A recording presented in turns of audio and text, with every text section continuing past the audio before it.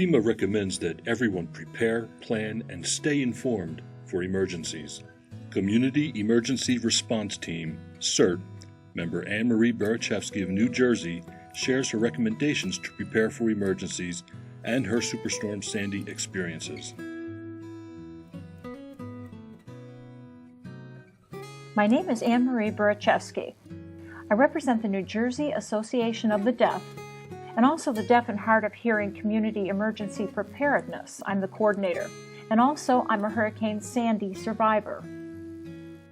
What kinds of things did you do to prepare for the storm?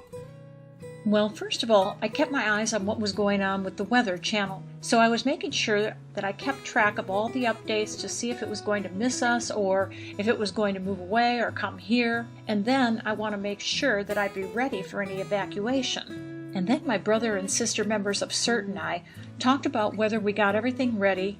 Then we disseminated that information by getting in touch with people to ask if they knew where to go, if they needed to buy any of the things they needed, water, and make sure that everybody was ready. And then I wanted to make sure that people knew where they needed to go, to see if they had a place to go, and if they didn't, was there offered different places for people to go and stay. Then we needed to make sure that we didn't have things near the walls and windows, that there weren't any chairs outside, that those umbrellas were in, that things weren't left over by being outside, so we cleaned up. Is there anything specific in your kit that you would recommend others to have? Okay, well, the important part is that to me is that the Red Cross radio is there, and I'll show you what that looks like. I have it right here.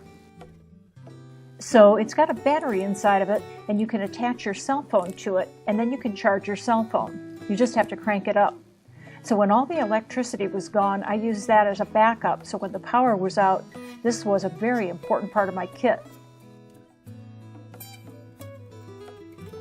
Also in my kit, in the bag, I had a hard hat, a vest, and some gloves, and I had a mask, latex gloves, and a mask, and various other things with me that I held ready with me in the car.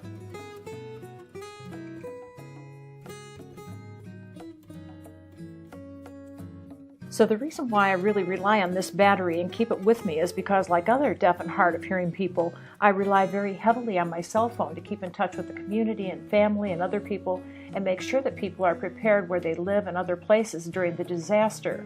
During the superstorm, this was my way of being able to charge up my phone so I could keep in touch, contact people through email, use the internet. Without that, there was no other way I could keep in touch with people and find out what was going on because the power was out. So really, I used it to email and text messages, and my computer was fully destroyed. So I'm really dependent quite heavily on my cell phone, and that's very important for other deaf and hard of hearing people as well.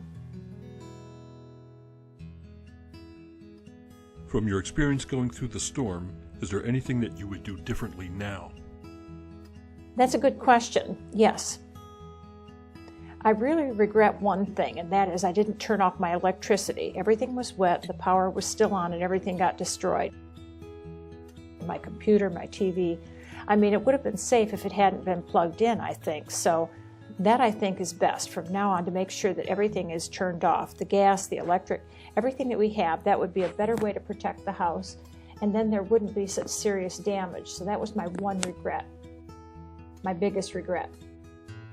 But you know, we didn't realize we went through it. So that was the mistake that I made, but now I would know what to do. Tell us about your family communication plan. Well, my family are all deaf, and my brother who lives with me is deaf as well, so he had a friend that he stayed with, and I had another friend that I stayed with, and I let my family know where he was going and where I was going.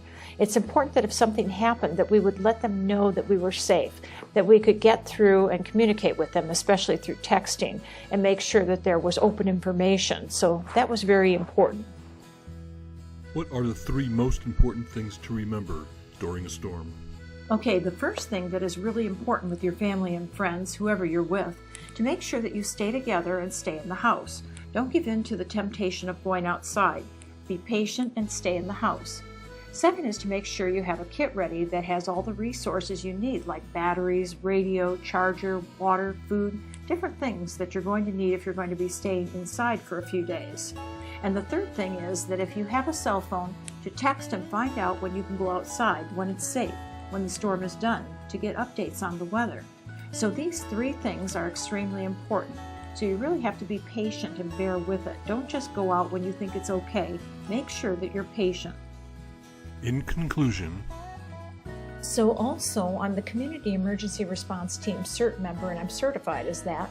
And it's very important for the deaf and hard of hearing people in the state, especially if they live by water, to make sure that they have the knowledge, information to make a plan, and predict what to do if the weather were to hit, to know how to evacuate, to teach people how to turn off the gas or electricity, to make sure that people have the education to teach them.